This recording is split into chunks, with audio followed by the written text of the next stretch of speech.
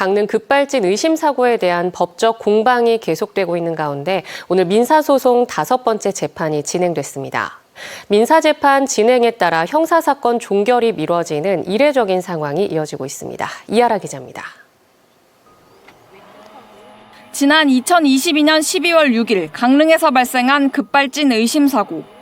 60대 할머니가 운전하던 사고 차량 뒷좌석에 타고 있던 손자 12살 이도영 군은 이날 사고로 숨졌습니다. 사고 10개월여 만인 지난해 10월 강릉경찰서는 운전자 할머니에게 혐의가 없다며 불송치 결정했습니다.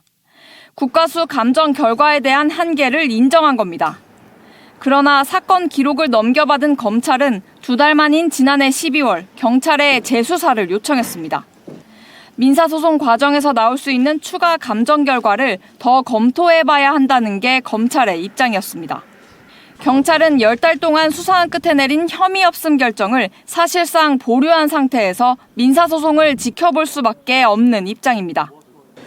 민사사건을 내용을 토대로 이제 형사사건을 검토하겠다라는 것이 검찰의 입장인 것 같은데, 사실 이 형사사건이 민사사건을 바라보면서 내용을 진행한다는 것 자체가 비상식적인 거고.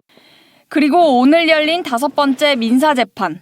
차량 제조사 측인 피고는 원고 측이 브레이크를 밟았다는 것을 스스로 입증해야 한다라며 사고 영상을 보면 브레이크 등이 들어오지 않았다라고 현재 제조물체계법상 입증 책임이 소비자에게 있음을 강조했습니다. 유가족 측은 국가수 분석 결과를 뒤집기 위한 보완 감정을 신청했습니다. 저희가 구입해서 제공하고 피고 측에서는 이제 변속 장치 진단기를 제공해서 실제 급발진이 발생한 도로 회산로를 주행하면서 이 데이터.